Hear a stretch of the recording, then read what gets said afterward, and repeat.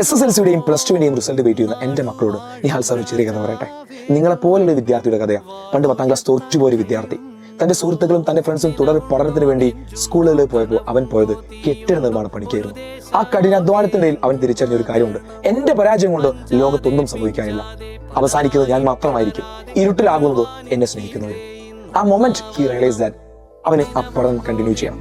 അവൻ 10ാം ക്ലാസ് വീണ്ടും പരീക്ഷ എഴുതി, പാസ്സായി, +2 നേടി, ഡിഗ്രി നേടി, അവസാനം IPS എന്ന് പറഞ്ഞ വലിയ പദവിയും അവൻ നേടിയെടുത്തു. ഈ വിദ്യാർത്ഥി ആരാധകർ നിങ്ങൾക്ക് കുട്ടികൾക്ക് പോലീസുകാരെ പണ്ട് ഭയങ്കര പേടിയായിരുന്നു. എന്നാൽ ആ പോലീസുകാരെ കുട്ടികളുടെ ഏറ്റവും പ്രിയപ്പെട്ടവരാക്കി മാറ്റിയ സ്റ്റുഡന്റ് പോലീസ് കാഡറ്റ് എന്ന് പറഞ്ഞ വലിയൊരു വിപ്ലവത്തിന് കേരളത്തിൽ തുടക്കം കുറിച്ച ശ്രീ വിജയൻ IPS സാർ. അദ്ദേഹത്തിന്റെ ജീവിതം, അദ്ദേഹത്തിന്റെ അനുഭവം നമുക്ക് നൽകുന്ന ഒരു പാഠമുണ്ട്: ഒന്നിന്റെയും അവസാനമല്ല, എല്ലാം തുടക്കമാണ്.